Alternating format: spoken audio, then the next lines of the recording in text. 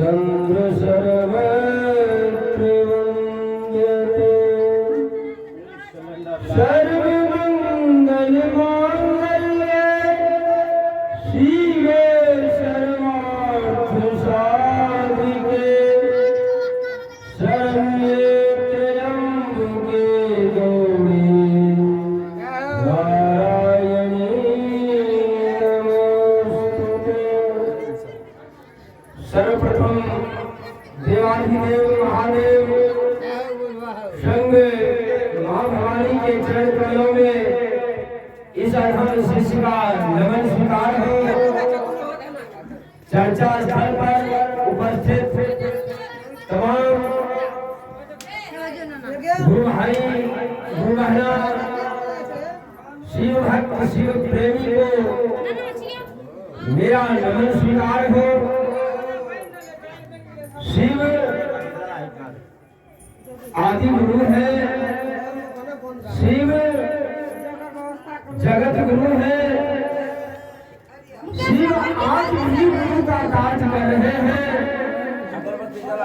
इसी संदर्भ में आज के संध्याकालीन चर्चा का आयोजन जानकी देवी के सौजन्य से उन्हीं के निज आवास स्थान पर रखा गया है।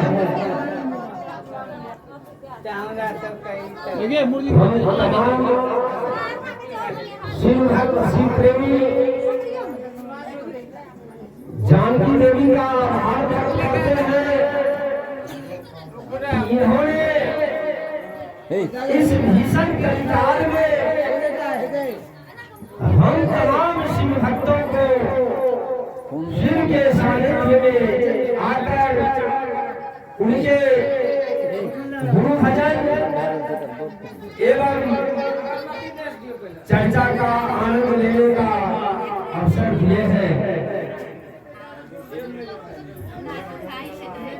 हम शिव शिष्य परिवार की ओर से जानकी देवी को इतना ही कहेंगे कि शुद्ध दारा और लक्ष्मी पापी घर भी हो। शुद्ध दारा और लक्ष्मी पापी घर भी हो। संत समागम हरि कथा तुलसी दुर्लभ हो। कहने का तात्पर्य है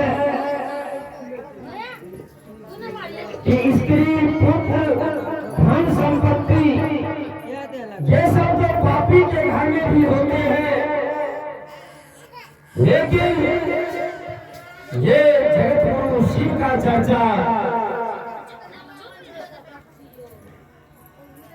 ये आदि गुरु शिव का चर्चा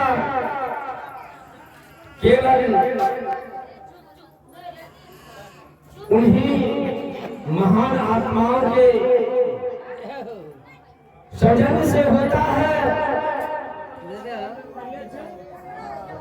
जिन्हें पूर्व जन्म की ईश्वर की कृपा प्राप्त होती है, जिसका प्रतिफल वर्तमान में इस महाकलिकाल में भी लक्षित होता है।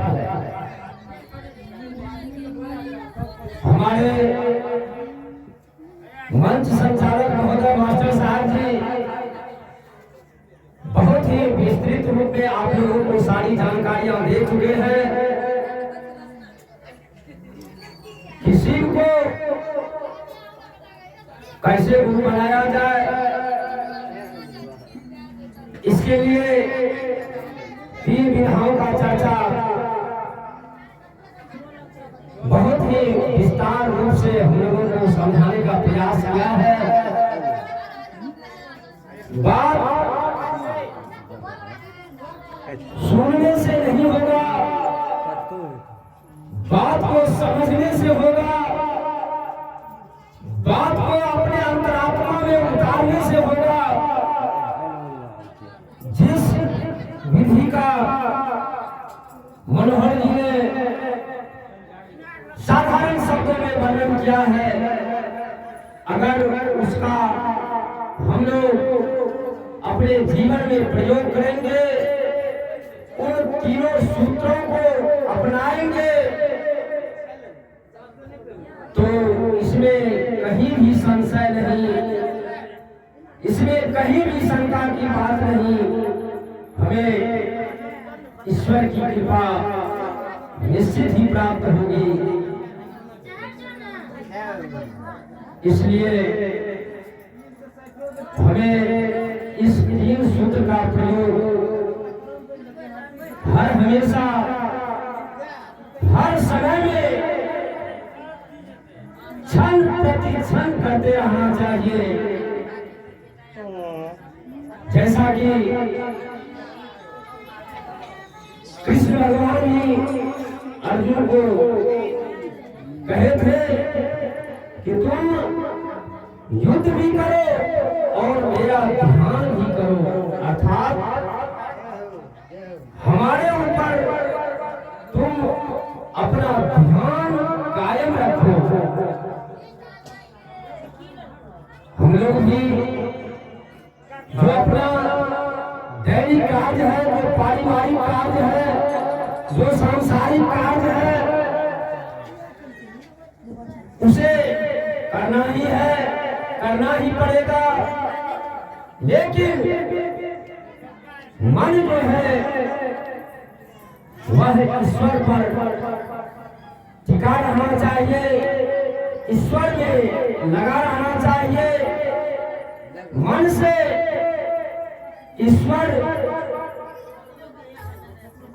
का स्मरण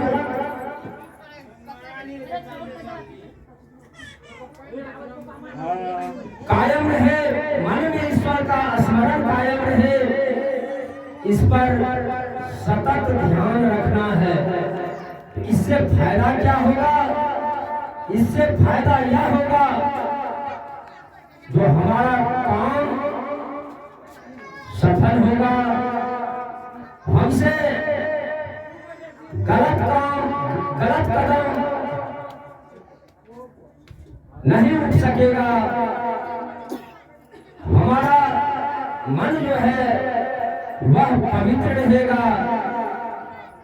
इसलिए इस मन में ईश्वर का स्मरण हमेशा रहना चाहिए।